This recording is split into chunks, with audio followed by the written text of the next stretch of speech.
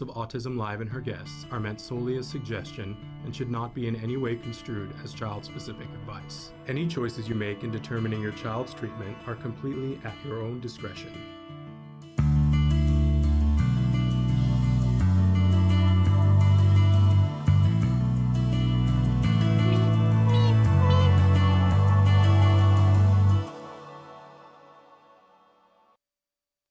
Penrod, so excited to be here with you this morning. I want to start by saying that my face today is a reverse advertisement for Makeup Forever.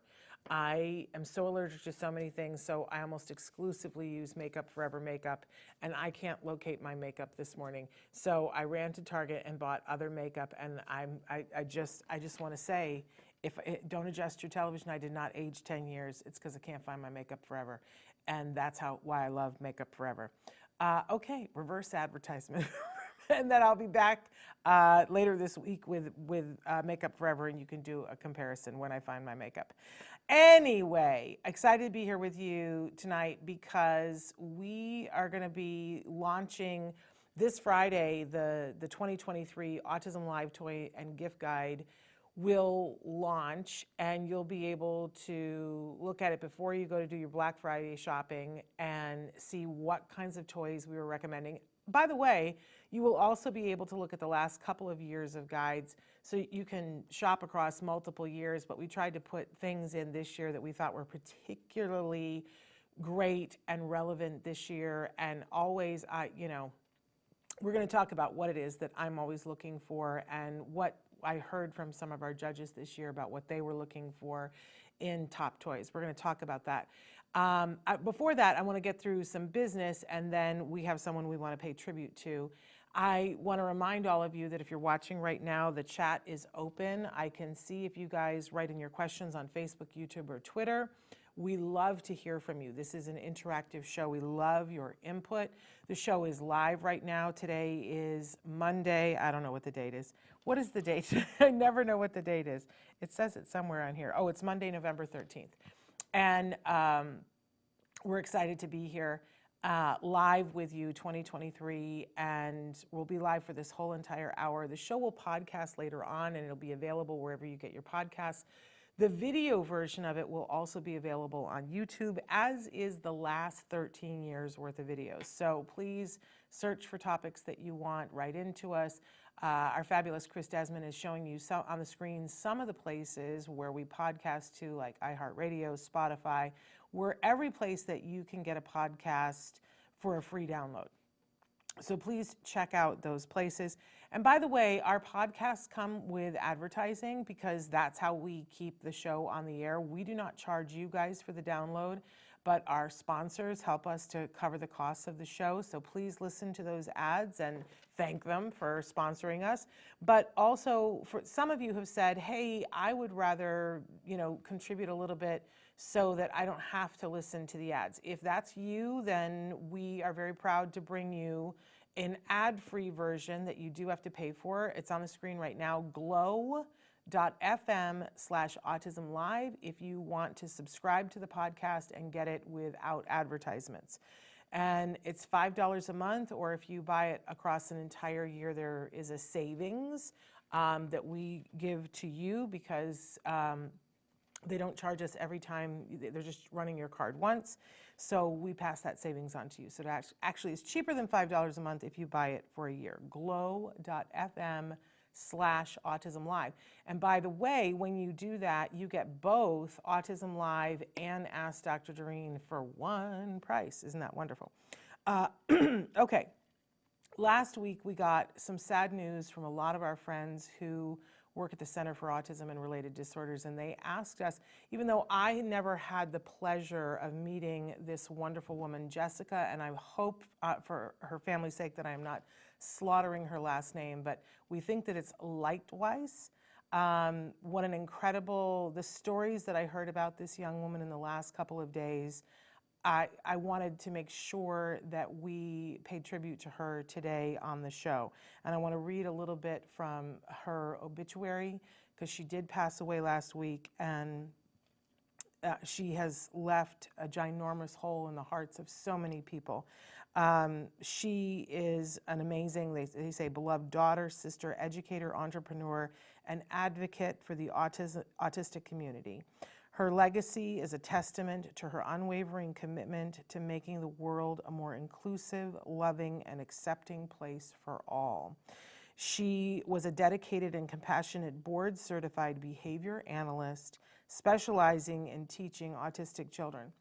And I get emotional, even though, as I said, I didn't know this young woman, to hear her accomplishments for such a young life that she had and how much promise she had for a career filled of helping people that unfortunately was cut short.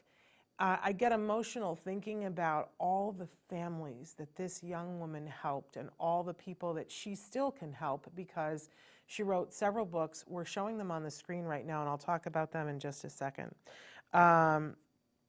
They said she has been practicing since 2008. Her work was her passion, and her mission was to empower and uplift the lives of those she touched.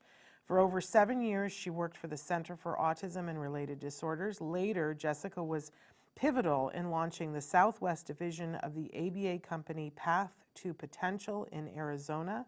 Jessica even helped to oversee the yearly tennis summer camp for kids with autism in Palm Beach, Florida, under Path to Potential and Love Serving Autism. Her outreach and impact are unmatched in her field. She was an entrepreneur as the founder and CEO of Hope Education Services, an organization dedicated to helping families affected by autism by providing information that is easy to understand and apply. She was also a published author and mentor, producing study guides and video series for future behavior analysts studying to take the ABA exam. I just want to take just a second that there are, these are just 4 of the many books that she has available. If you were to go on Amazon, you will see, and I'm sure that you will find something for you, whether you are studying for the BCBA test. She has a full mock exam to help people prepare. She has affirmations if you're needing an affirmation. She has a guide for parents for ABA and a wonderful compilation book. This is Autism, with lots of different voices of lots of different people describing their journey. So we are so sad that Jessica's work on this planet has come to an end, but we know that her work lives on in all of the people that she treated, their parents who she helped, and all of the people that she mentored who continue to do her work. We're sending a huge hug to her family and letting them know that that time she spent will live on forever. So our condolences, absolutely. And to all the friends that she made at the Center for Autism and Related Disorders who are hurting today. It's so sad when we lose a colleague, but especially one that was this bright and this young. This one hurts, is what somebody said to me on Friday. Sending a hug to her family. Okay. Moving on. Nancy, it's so good to see you too. I'm so thrilled that you're here. We're talking today about toys because it's all about toys for me right now. I'm weeping a little bit, sorry. All about toys for me this time of year as we get ready, and on Friday we are launching the toy guide, and we've been making videos, and we have got some amazing toys this year. But somebody asked me the question, in general, Shannon, what is it that you're looking at for toys? What do you think makes a great toy for somebody who's on the spectrum? Now, obviously, it's not one size fits all, right? And especially because you have to take the individual's interests into consideration, but you also have to take into consideration their skill level. So we're going to take a little look at this, and we're going to go through them really quickly. The top 10 things that I really look for in toys and gifts for individuals that are on the spectrum. And then I'm going to go back and go through them a little bit slower. So let's go ahead and look at number 1. My biggest question that I ask, because if it doesn't have this, what's the good of it, right? Does it spark joy in the child, teen, or adult? We're looking for that joy. Number 2, does it challenge them to grow? Because an easy toy isn't the thing, right? Number 3, can it survive play? If it's a great toy and it breaks after the first time, really, what good is that? Number 4, does it build skills? Is it something that is useful to them? Number 5, can it be used in many ways? I want value out of my toys, right? Number 6, does it allow for interaction? Or is it totally a solo thing? I like to look for interaction. Number 7, does it build self-esteem? Because I always want to put self-esteem in our kids' backpacks. Number 8, does it spark creativity? Is there room for the child to create? I love that. Number 9, does it foster learning? And number 10, dun, da, da, da, can you play with it together? Can we do it in terms of community? Okay, so those are the kinds of things that I'm looking for when I look at a toy. And I have looked at a lot of toys this year and in recent years. I've looked at a lot of toys. And I have to say, I feel like maybe I miss, and I'm looking, we have a Christmas setup in the studio right now where all of our toys are right now. And there's some pretty incredible toys there, you guys.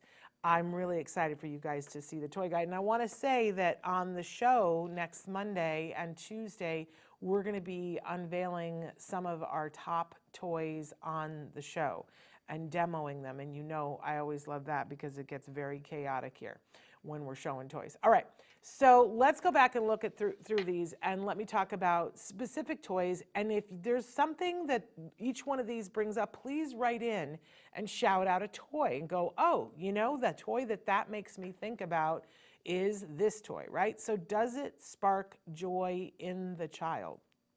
Because now, I will make the case that it's not the be-all, end-all, right? Because sometimes we put a toy into our children's hands and they don't know what to do with it. They don't know how to play with it. They don't know how to make it do anything, right? So sometimes you got to demo it a little bit and you have to demonstrate how to play with it. But still, at some point, there should be joy in the child's face and joy in their body, in their being with this toy. Think about like what toy as a child sparked that joy for you, and think about with the child of your heart right now, what toy sparked joy in them. I have to say that like it's the crazy. Do you remember a couple of years ago, it was probably 12 years ago now, that the big toy of the year there was a giant Nemo fish and a giant shark fish. And it was this blow-up balloon that you put in your home, and it had a remote control that it could kind of motor itself through your house.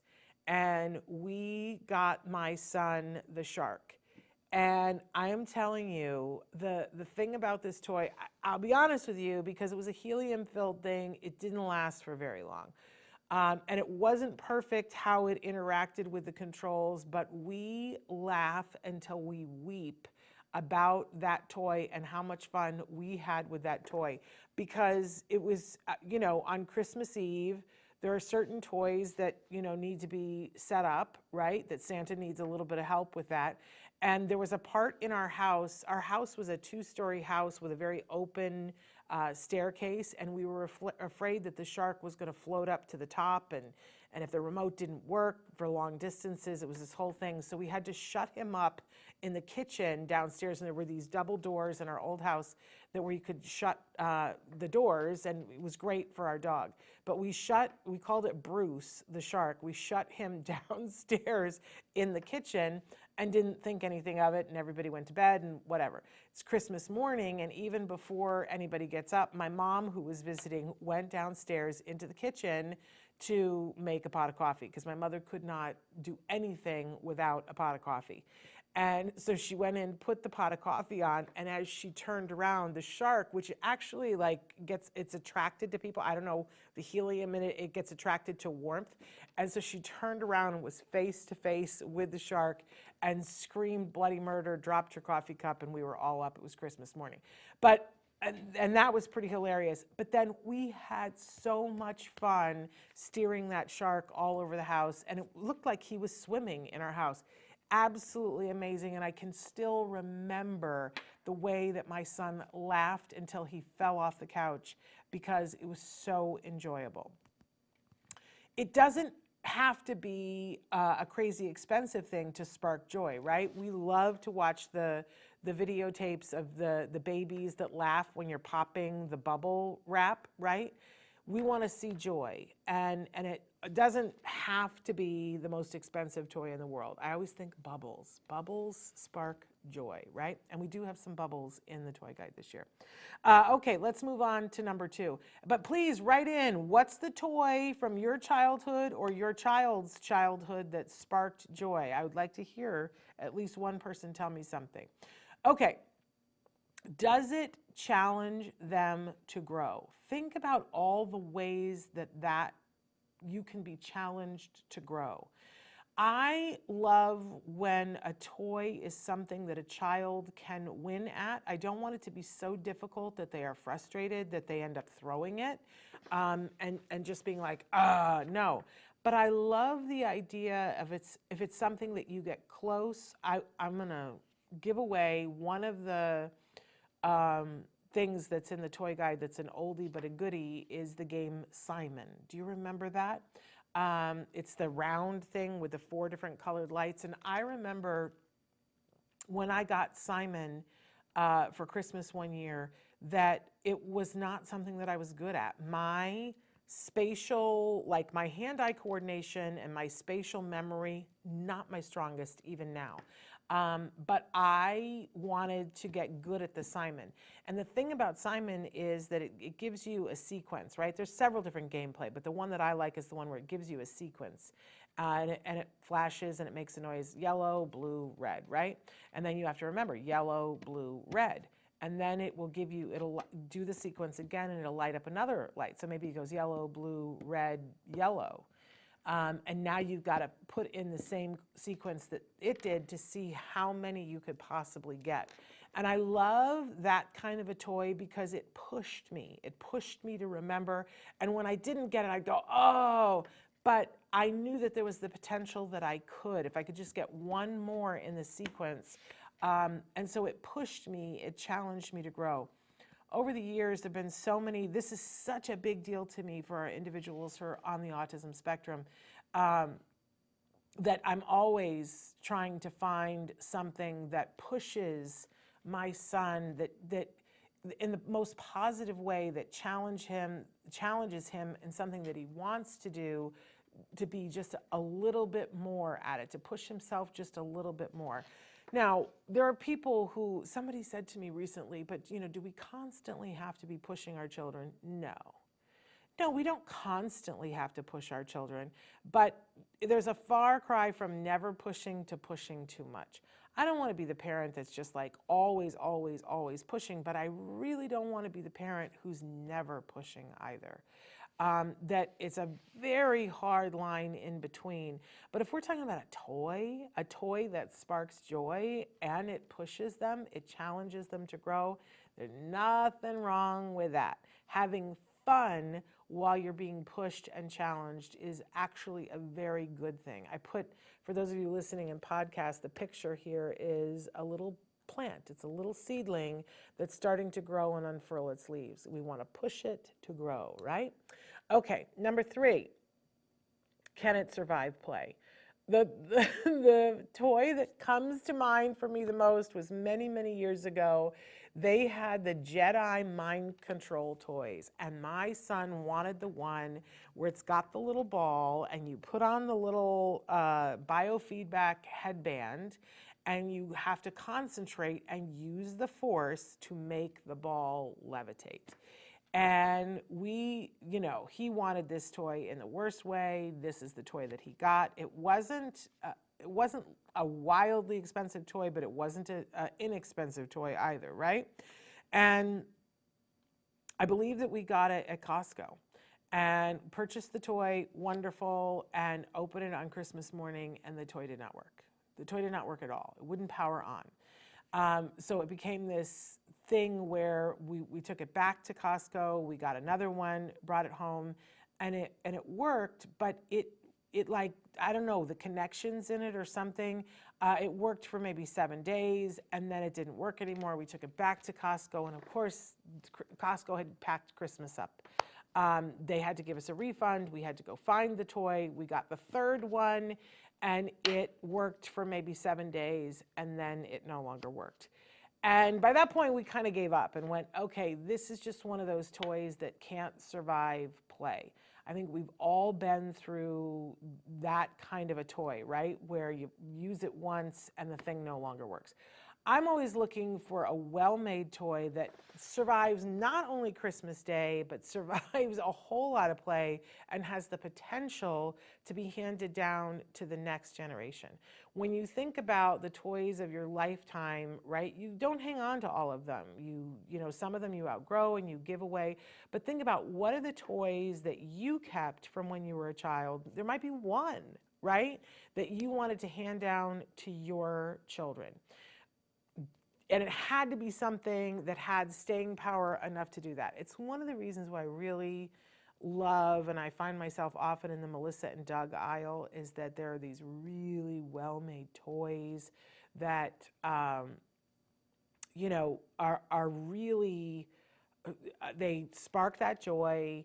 They last forever. You can hand them down to the next generation, and I love them. Nancy says puzzles, wooden pug puzzles that had a magnet fishing pole to catch the ocean pieces and place them in holes. Kay loved that thing, and we made her manned for each piece. Was such a great speech tool. I remember that too. Jem had one of those too that had the magnetic fish. We didn't have the wooden peg puzzle with the magnetic fish pole. We had them separate, but I sort of love that. Parker says there are some kids that want toys from like 20 years ago. For example, is it fruitless to find those? And Parker, I want you to know, I don't think so at all. In fact, one of our toy categories is oldies but goodies. As I was saying, the Simon one. We love to talk about retro toys and why they're good for our kids. So give me an example though, Parker. What's the toy from 20 years ago that you would like? And I can tell you maybe if it exists. Still, you know, sometimes you can find on eBay, they have toys that are pre-owned, that are the retro toys, and maybe they've been restored, right? But a lot of toy companies have a whole line of their retro toys, and there are stores in some malls where that's all they sell are the retro toys. I was so excited a few years ago because I wanted to get my son some color forms. Do you guys remember color forms? They were the craziest little, I don't know what the plastic is on them, but they were almost, they felt magnetic, but they weren't. They were just a little sticky, and you had a scene, and you took off of a sheet, and you could put different shapes and people and build all kind of things. And they sell color forms again. It's very exciting. They were on the Toy Guide one of the last 2 years. Okay, so hi Deborah, happy to see you. I know that we're not able to help you right now with the issue that you're going through, but we hope that you're doing well. Sarah says, Lion King computer game. Ooh, that sounds interesting. Parker says, I have a charity that I support, Shannon. I will email you about them. Wonderful, wonderful. But I want to know what toy from 20 years ago you'd really like to see. Because I'm always looking at toys for the oldie but goodie. And if it's an oldie but goodie, it's something that had the ability to survive, right? Okay, let's move on to number 4. Does it build skills? And you know, I don't make this the be-all end-all for every toy that that I give and every toy that my son ever got. It isn't the be-all end-all, but it doesn't hurt, right? I used to think about it that while we were in our intensive years of skill building through ABA, every hour was precious, right? And if I could find a toy that sparked joy, great. But if I could find a toy that sparked joy and helped him to increase his language, oh, that was a toy worth getting, right? And the toy that first comes to mind is, and it was a well-built toy, it was a Fisher-Price what did they call them? Speak and something. But it had the little crank, right? And the little wheel would turn and it would point to an animal. And it would say, the pig says oink, oink, oink, oink, right? And he loved that toy. And he would play with that toy. He was little, but that was a toy that sparked joy. It was a toy that was well made, that was going to survive, right? And it was a toy that built skills, that he really learned his animal sounds from that toy. Now, as we age, we're all still building skills, right? Like I remember a couple of years ago that my husband got me a workbook because I wanted to learn calligraphy. And it had all these things that I could do and pens that I could do, right? That's a skill building thing, but it was something deeply enjoyable to me and very relaxing. I think we want to be careful that we don't get toys that the purpose of them is to train a skill, right? Because that's, if we leave the joy part out, nobody's going to want to play. Speak and say, thank you, Parker. Thomas the Tank Engine train table. Yes, I know so many kids that really got into Thomas the Tank. We were, when my son was little, we were at that point where we had to decide, were we going to go the Thomas the Tank, or they were just coming out with a whole line of trains that we thought were going to be the thing. And so we invested in the other thing and it went away. What was I thinking? I should have stayed with Thomas the Tank. But he never actually owned any of the Thomas the Tank. But I know so many people that absolutely love that, and the train table is amazing. I've seen it before. Okay, so let's move on to number 5. Can it be used in many ways? I'm always looking at a toy and going, what can it do and how many ways can we use it? Now, years ago, one of the things when we were waiting to start services at CARD, I kept asking everybody, what do I need to have in the house? What do I need to have in the house? And finally, somebody said, oh, because we were doing an early start intervention, and they said, oh, this is a great toy and your son happens to love it. And basically, it was a board with holes in it, and it had little plastic pegs that were red and yellow and blue, and you could stack the pegs on top of each other, and you could stick them into the pegs and put them in different positions and stack them on top of each other. And I looked at that toy and I went, really? Is this the best we can do? Is this really? And I remember the person who was showing it to me said, what do you mean? And I said, this is so unimaginative and it's not exciting. Where is the joy in this? And she said, oh, watch me play with this toy with your son. And so she put a circle of the things into the pegboard, and she goes, oh, let's sing happy birthday. And so it looked like a cake. And she said, okay, we're going to sing happy birthday. And she sang happy birthday. And then she said, okay, blow out your candles. And my son went, oh my gosh. Okay, first of all, she's working on oral motor, getting him to blow. Brilliant, right?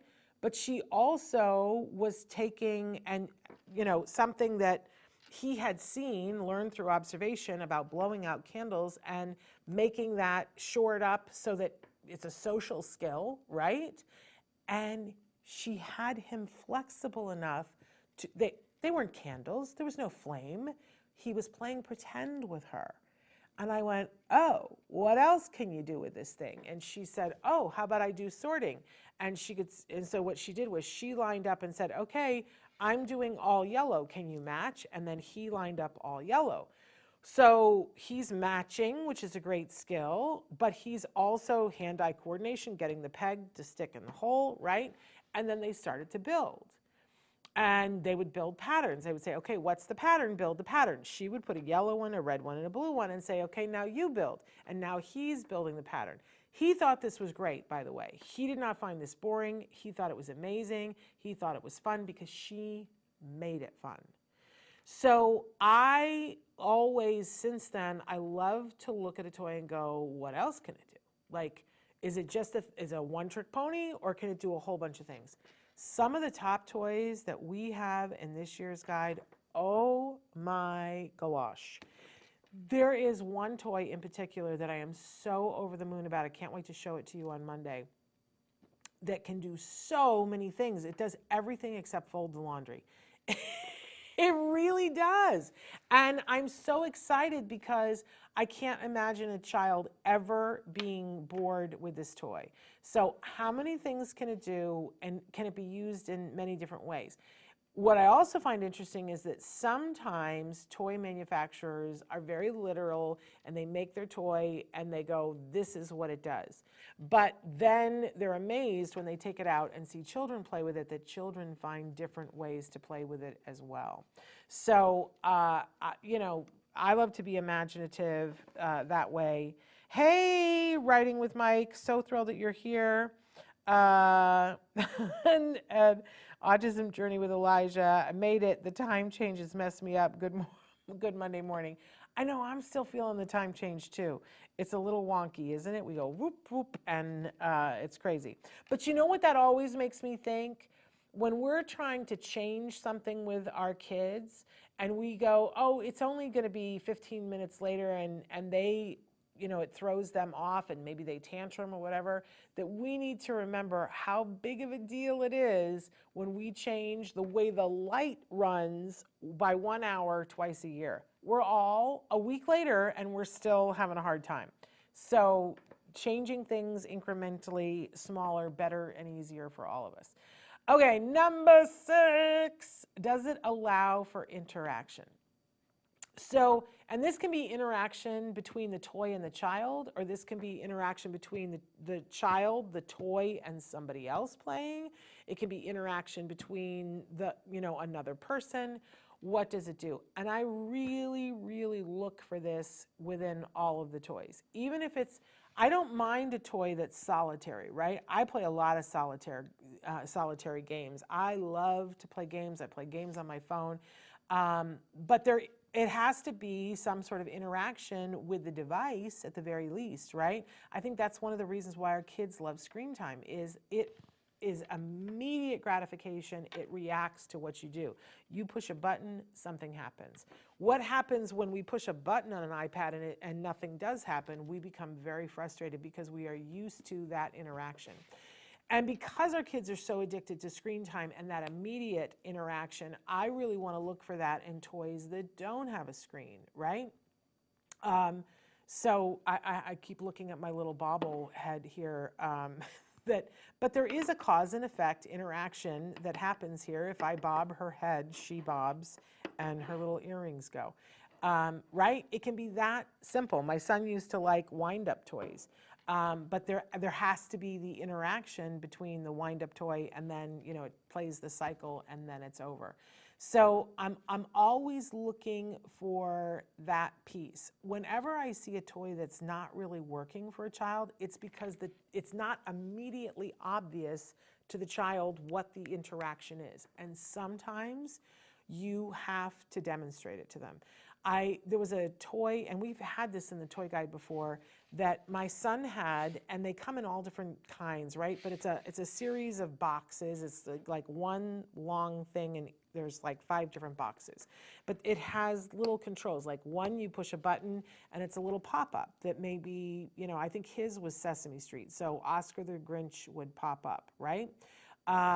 And then if you twist the next one, then, you know, Big Bird pops up, right? And each of the 5 buttons had a thing and it popped up. But I remember my mother putting it in front of my son and being so excited for him to play with this toy.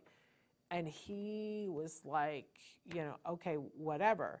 And I was like, oh no, something's not right, right? But my mother was like, no, you got to show it to him.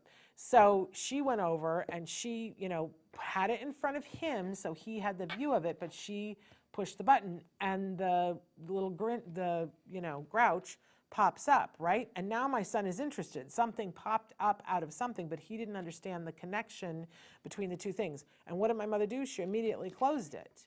And my son was like more interested in the mechanics of it, like, wait a minute, where did he go? Where did he go? And so my mother, again, demoed it and pushed the button, grouch pops up, and my son is reaching for it, and she goes, oh, where did he go?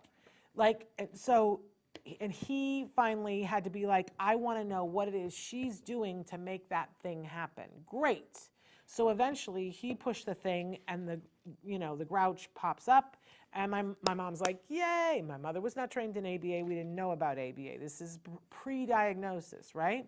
So now she points to the next one for him, and he doesn't know, whatever, right? So she slides the little thing, and Big Bird pops up. And again, she does the same thing. She taught him how this toy interacts.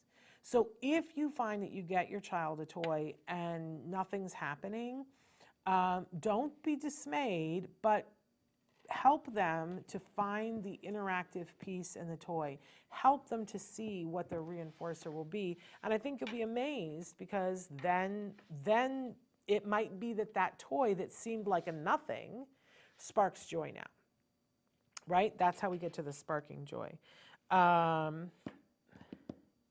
Yeah, and Writing with Mike says, thank you, first of all, for finding us on Facebook. Yay, that's Chris. All Chris, the amazing Chris Desmond.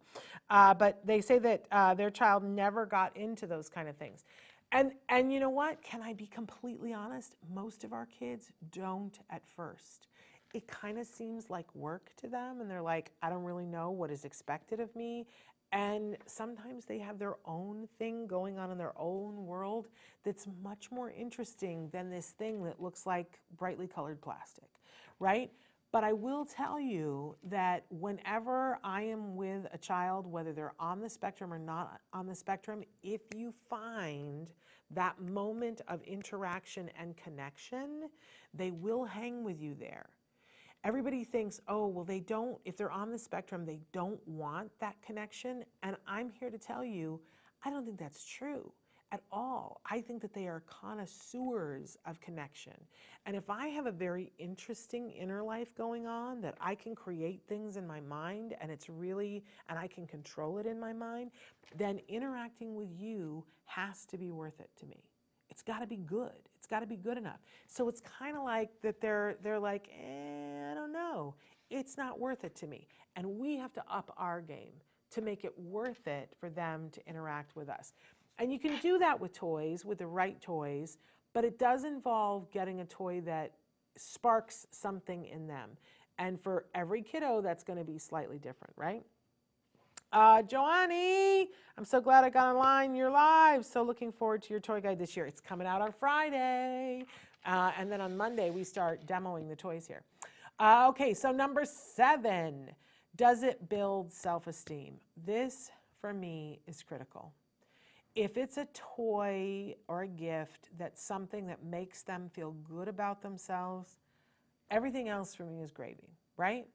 And if there is a toy or a teacher or anybody that makes them feel like they aren't good at something, this for me is a big, big red flag. Now, how does this go with our number 2, which does it challenge them?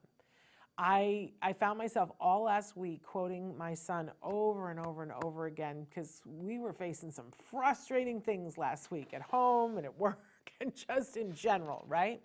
And when my son was 10, the big quote that he gave to me is, oh, Mom, frustration never kills anyone. In fact, it's just a sign that things are about to change. Whoo! I didn't teach him that. I'm still learning that.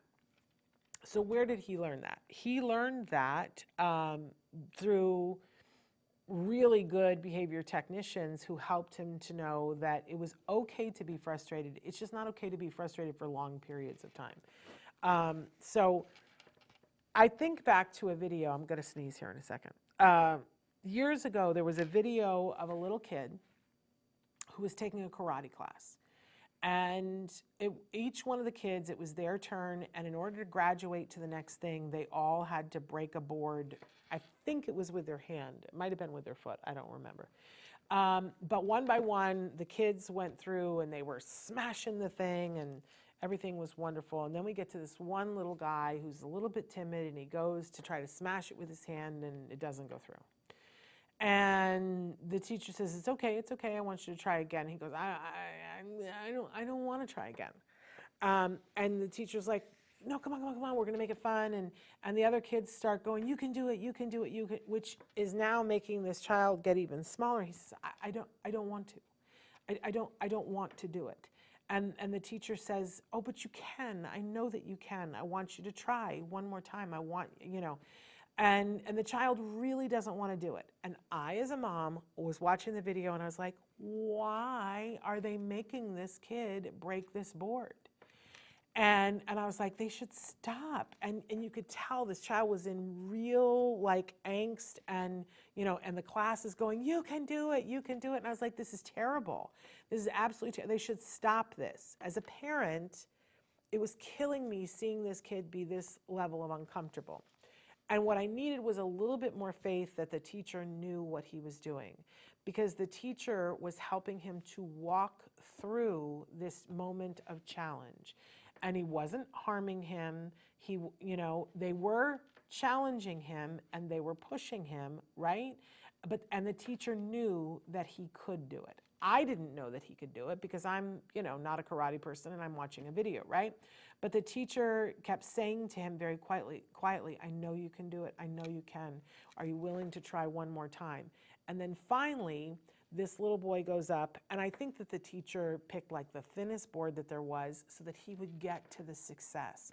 But the little boy hit the board and the board broke, and everyone, was cheering and clapping and so excited. And the little boy, you could tell that he was breathing and he was smiling, and everybody was, rubbing his hair and doing whatever. And he was like, I did it. I did it. And I thought about it and thought, oh my gosh, right? Let's picture 20 years from now that I know people that have had a painful memory of playing Little League or things like that, where there's something where, they weren't able to perform or do or whatever. And sometimes, they got a nickname or something based on that moment, and they continue to live in that moment and have to go to therapy even to get through that moment in life, right? We were watching the Albert Brooks special last night and talking about defending your life, and there's this scene where, a kid shoves him and says, stick up for yourself, and he doesn't in the moment. And in this movie, it's years later, and he's having to defend why was he that way as a kid and how did he grow up to be that person, right? These kinds of things have an effect on our self-esteem. But then here is the other side of the coin, that here is this little kid who went through this challenge and he got to the point where he accomplished something. And what does he take forward with that for the rest of his life? He knows that sometimes things are hard and I can overcome them, and that he walks away with a win. So I want to be clear that I'm in favor of our kids always walking away with a win. I want us to challenge them, and I want us to be as good as that teacher was, to have faith in them and say, it's hard, but I know you can do it, and I'm here with you, and I'm going to be here, and I know you're going to do it, right? So that they don't get stuck in this feeling of, I can't do it. It's our job as parents and teachers to figure out, that we would never, for instance, hand the MCATs to a 4-year-old and say, here, take this to get into medical school, right? That wouldn't be appropriate. But if we see a kiddo who wants to be a doctor, there are things that we can give a 4-year-old to help them on the path to be ready to take the MCATs when they're 24, right? We don't just go, oh, well, let's hope and wish and maybe you'll get there, right? We give them things to do. So it's important to figure out what is appropriate for them right now, what do we believe that they can do, and build them up. Challenge them, but make the win happen. The win always has to happen. And that we not walk away from something and let it stew, because that's where the fear gets built up, right? If that teacher had waited another week and said, don't worry about it, Billy, we'll come back next week and you'll try to do the board next week, which is what I, watching the video, wanted them to do. I was like, take him to the side, have him work on it to the side. Don't humiliate him in front of all those children, right? But the teacher who's been doing this and knew that this little boy could do this, knew we're not going to leave this moment, we're going to give him a win. We're going to give him a win. And that's really important, because that's where we see the self-esteem. So we want toys that help our child get to a win. And some of our toys really do. Eli says that he wants to be a cotton candy maker. We're buying him a cotton candy machine for Christmas, although he says this is, although he says this, I'm almost sure his dreams will change, LOL.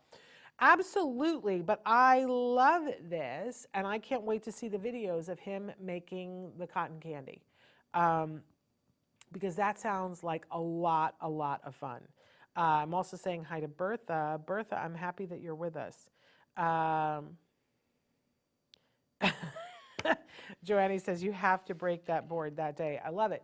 Well, and I do think that the teacher reached in and got the thinnest one he could possibly find. But I think it's important that we never leave without getting to a win. Now, sometimes does that mean that you have to dial back what the expectation is? Yes, because we're not all psychic and we're not all perfect teachers, right? But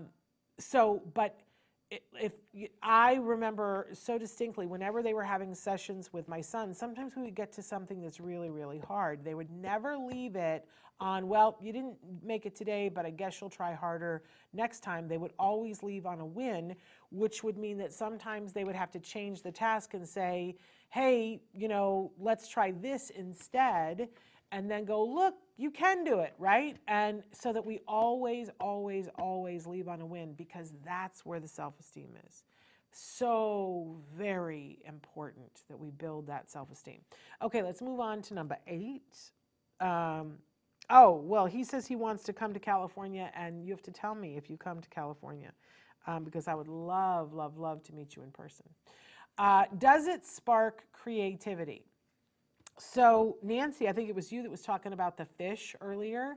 And I remember that my son would do the thing with the fish at speech therapy. Absolutely loved that. So we got one for home. And then he liked to take the fishing pole with him. I don't know why, but I wouldn't let him take it into, it was Sam's Club that we were in. But his favorite thing to do was fish at that point. And I'm just realizing that, and we never took him for real fishing. I don't like for real fishing, although everybody in my family does. But we got one of the flatbeds at Sam's Club, and he would sit on the cart. I'm sure that's against the rules, but we did. And they wouldn't allow, and I wouldn't allow him to bring the fishing pole with him. But what he would do is he would pretend fish and pretend that that was his boat.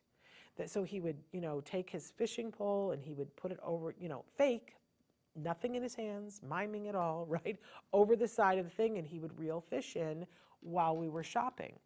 And I loved that, because everybody tells us our kids on the spectrum don't have imagination. I cry foul. They absolutely have imagination. A lot of times they're very rule-oriented, though, and sometimes they're adhering to rules that we don't even know that somebody has put on them. But when we tell them that that's a possibility, and we do that through modeling behavior, I used to, with my nieces and nephews, we had this joke that when we would leave to go someplace, I would say, which car should we take? And I'd say, let's take the green car. There was no green car. And I remember the first time I did this with my nieces and nephew, they were like, there is no green car. And I was like, you don't see the green car on the driveway? And they're like, what are you talking about? There's no green car. And so I went down to the driveway and I pretend opened the car to the door, and I got in and I stuck pretend keys in, and I went, I'm leaving, are you guys coming with me? And now I had 3 kids opening fake car doors and jumping in the car, and we ran around the block together in the fake green car. But that gave them notice that, it's okay to pretend with her. We're going to pretend. And so sometimes they would come to me and go, here, do you like to play with my hedgehog? And I would go, he's the cutest little hedgehog in the world, right?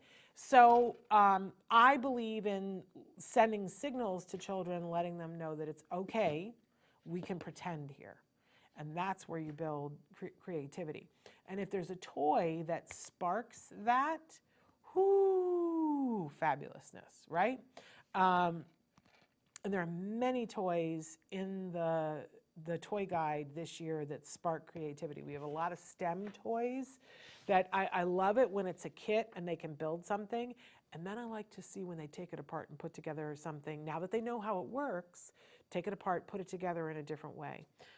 We used to laugh because somebody gave us a bunch of their son's Legos when my son first got into Legos, and they were Star Wars Legos, but they had been kits, but they'd all been mushed together and there was no booklet anymore.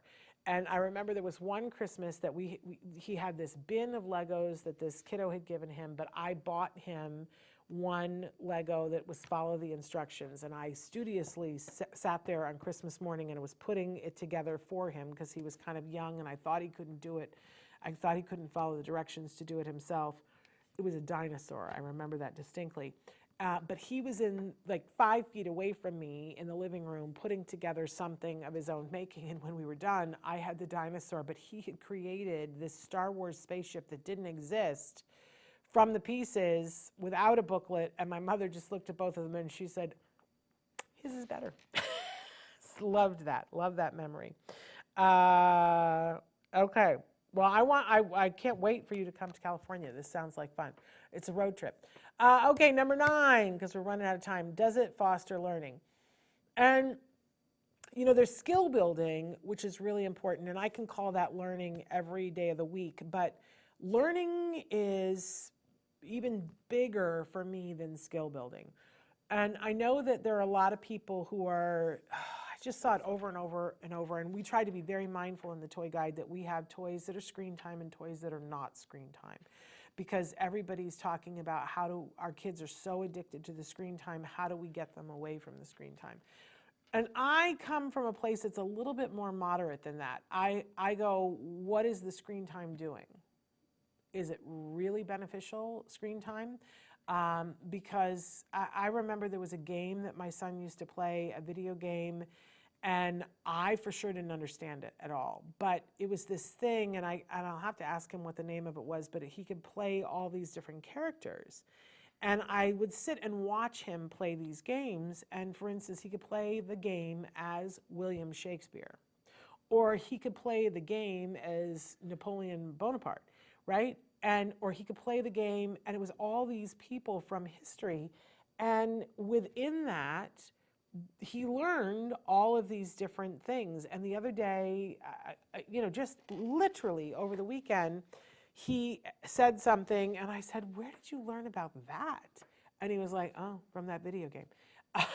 And that happens over and over and over again, that there's like some trivia that he knows that serves him well in college, by the way, at a liberal arts college. So I don't hate that game. Do you know what I mean? I love how much learning was invested in that game that was passive learning, right? But learning doesn't have to be passive. It can be all kinds of fun things. Like when I was doing Simon, like I was talking about before, I was learning about spatial memory and taking things from short-term memory and building on it because I had a very small short-term memory. That's learning, right? So a lot of the toys that we have in the toy guide, I'm looking at one of them right now, that there's so many things that you can learn about space from this amazing toy, that if you for sure have somebody on your Christmas list that just loves NASA and space, they will love this toy. But I'm going to guess that if you gave this particular toy to somebody who didn't already have an interest in space, it would foster one. So I love the learning. Okay. So, and you wrote in and said, I'm nervous we're about to venture into homeschooling. I guess I need to follow up with you because I have not heard what's happening at school, but that doesn't bode well. We'll have to have a conversation about that. And it's interesting that you would bring that up because that was a conversation last night about homeschooling because so many of you are choosing that after COVID. And that there's a lot that needs to be put in place when you've got a kiddo on the spectrum. So let's have a conversation about that. But let's right now finish this out and go to number 10, which is, can you play with it together? So I do have some toys in the toy guide that are meant to be played solitary, because I think that that's important that we learn that skill and have that ability to play by ourselves in life and to entertain ourselves. Um, but let's face it, our kiddos on the spectrum are diagnosed with a disorder that is a social communication disorder. So being able to play with others, with us and others, is really important. It's a really important skill because we all need a place to practice things. And that part of play is giving you a safe place in which you can practice something and then put it into real life later on. So I can play a card game with you and have an interaction with you that helps me to build the confidence, the self-esteem, and the skills to be able to have a conversation without the cards while we're just sitting waiting our food to be delivered, right? I love puzzles. I talk about this all the time. We have a best puzzle in every one of the age categories. That there is some puzzles are a social lubricant. You put a puzzle on the table, old-fashioned like pieces on the table. And I know from my childhood that sometimes I didn't know how to talk to my elders, right? Or to bridge a conversation.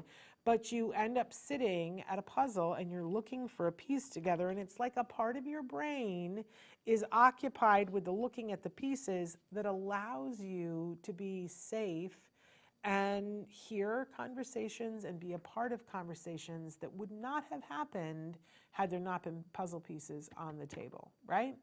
Another social lubricant for me are puppets. Oh, we have some great puppets in the toy guide this year. I love puppets, and I love giving puppets to our kids on the spectrum and watching what happens, because it's amazing. You know the whole thing about that there are people who perhaps have a stutter, and yet when you ask them to sing, magically the stutter is gone. They do not have, because it's a different part of the brain. I'm telling you, you put a puppet on a kid's hand and sometimes it bypasses whatever is stopping that child from being able to communicate, being able to talk. I love a good puppet, right? But here's the other thing with a puppet, and as I was saying with a puzzle, there is a social component to it. If I have my hand in a puppet and I'm trying to converse with this puppet, and usually there's a performance element where I'm conversing with someone else, right? That's building joint attention, first of all. It's building perspective taking, thinking, what are they seeing? They're seeing this thing, they don't know my hand is in here, right? Really, really important, and it makes me want to communicate through the puppet to you. It's a magic trick, but it works for a lot of our kids. So I love a good puppet, absolutely do. Sarah says, just Monopoly, just not the Lion King edition from 25 years ago. But Sarah, was it you that said that you loved the Lion King video game? Somebody loved the Lion King. Yes, the Lion King computer game, but not the Monopoly version. That's hilarious. Now they have a Monopoly version for absolutely everything. I'm so old school. I really love the old traditional Monopoly. I don't really get all but you know, if you have a kiddo who has a perseveration on a special interest, maybe that is the one to get. But of course, I want to know, Sarah, what was it about the Lion King edition from 25 years ago, Monopoly, that was not good? I have a feeling there's a story behind that. Okay, your son, it sparked I see that the Lion King computer game sparked joy in your son. Love, love, love that. So, who was 12 and asked for that game when he was 4. Very difficult to find. Oh, I'm sure. Maybe that's the thing about those toys, because the Monopoly games, they become collector's items and then people look for them. I know I think, did we get it or did somebody buy us the Monopoly version of Seinfeld once upon a Christmas? And as you guys probably know, the gentleman who played the soup Nazi on Seinfeld is a dear friend of our family. My husband went to college with him. We were very close. And he was with us at the All Ghouls Gala, which was wonderful. And so it was fun because of that. It was fun, you know, we love Seinfeld, but, you know, it was fun because we know Larry, and so that made it fun. But other than that, I don't entirely get it. And I suppose that's probably a collector's item. We should probably have Larry sign it and auction that. I'll see if I can find that. Anyway, okay, so I hope this helps you guys to go and look for toys, but can I tell you my biggest secret? It's harder to do now than it ever was before. Back when Toys R Us was a thing, what I would do is on a regular basis, I would put my son in the open cart, not in the seat part, but the open part of the cart, and I would tour around the store, and anytime he saw something that appealed to him, I would take it and I would put it in the cart and he could play with it. And I would have like sometimes 20 toys in the cart, and it would be fascinating to see how, like, because he might play with one toy for a second and then he'd go, nope, and it would get shoved to another part of the cart, and then I would put it in the seat part. No, that's one that didn't last 5 seconds, right? But I would also notice, oh, does he need help figuring out how to play with that toy and interact a little bit and see, but by the time we were done, like I would spend like a good hour in the toy store, and by the time we were done, I would have a really good idea of what kinds of things he was into right then. And it's important to put that little asterisk right then, because our kids grow, they morph, they change, right? Their needs on Tuesday afternoon might be different on Thursday afternoon, just like ours, right? But that was a way that I discovered what kinds of toys he was into at different times. Really hard to do that now because Toys R Us doesn't exist anymore. But I will tell you that for most of you, there is a mom and pop toy store somewhere close to you. And it's worthwhile to go and set aside an hour or two to take your child there. Most of these toy stores understand that component of it, and they have toys out that are meant for your child to play with. So I encourage you, take your child to a toy store. I think a lot of times parents get worried and be like, oh no, because they're going to fuss and they're going to fight and they're going to whatever.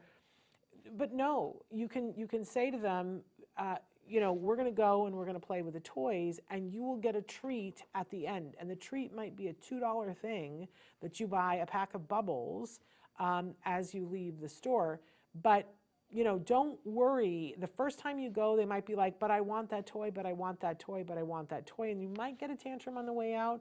But if you have the treat and you give the treat and say, that's what we're doing, then your child learns, oh, we go to the toy store to play with toys, not to buy toys. Then you go back and you buy them when they're not there. And that cements it for them that, you know, going to the toy store and playing with a toy doesn't mean you don't necessarily not get it. They still have Toys R Us in Canada? Sarah, that's amazing. Yes, and they say, but he wants to buy the whole store. But we set it up that, you know, I mean, there are places that you go, when you go to Chuck E. Cheese, they know that they're not going home with Chuck E. Cheese, right? So kids understand the rules when we put them in place. And our thing always was that we would go to toy stores and we would not buy the toy in front of him. We just didn't, right? It makes it so much easier when they know we don't buy toys at toy store. You maybe get bubbles, maybe a $2 thing, whatever, or you get a treat afterwards. It's a food treat, whatever, but we don't buy toys in front of them. It sets your whole life up easier. Okay. And I love that they have toy stores in Canada. We're past time now. Anyway, I so appreciate you guys being here. I am not 100% sure that we're back with Dr. Doreen tomorrow, but I am 100% sure that we are back on Wednesday. We are doing a jargon of the day, and we have 2 wonderful guests that are going to be joining us on Wednesday. Anthony Vasquez is going to be joining us again, along with his friend Caroline Curry, who's never been on the show before, but Anthony has been on the show before. And they're going to be giving us their update on what they've been doing with Spec Labs and giving us a little insight into their lives as adults, young adults, on the spectrum. So we're really looking forward to welcoming Caroline and to having Anthony back on the show. He's been with us a couple of times now. So, and he's wonderful. So, okay. and I will look forward to that email. By the way, if you need to email me, my email is shannon@autism-live.com. Shannon@autism-live.com. And before we go, one last thing. You know I love me some Hallmark Christmas movies. This Thursday, I don't know what time zone you're in, so check your local listing. But this Thursday, Hallmark is debuting their new movie for the Christmas season that has I don't even remember what the name of it is. I'll know that for you by Wednesday. But one of the main characters is a boy on the autism spectrum. Please support this movie. Please let Hallmark know that we're watching and appreciating that they're including individuals on the spectrum in their movies. I know I've already got it set to tape. Support this movie, support Hallmark for making sure that they have an autism movie now in every Christmas season. We absolutely love this. Can't wait to see it. All right, we got to go, but we might be here tomorrow live with Dr. Grant Pichet. We will definitely be here Wednesday with a live show, even a jargon of the day. Until then, give your kiddos a hug from me and one for you too. Bye-bye for now.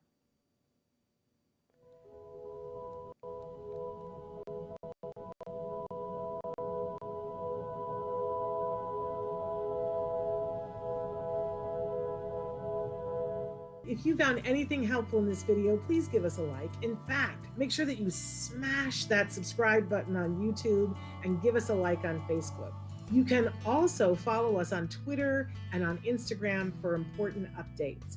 And please download our free podcast wherever you get your podcasts. Thank you so much. See you next time.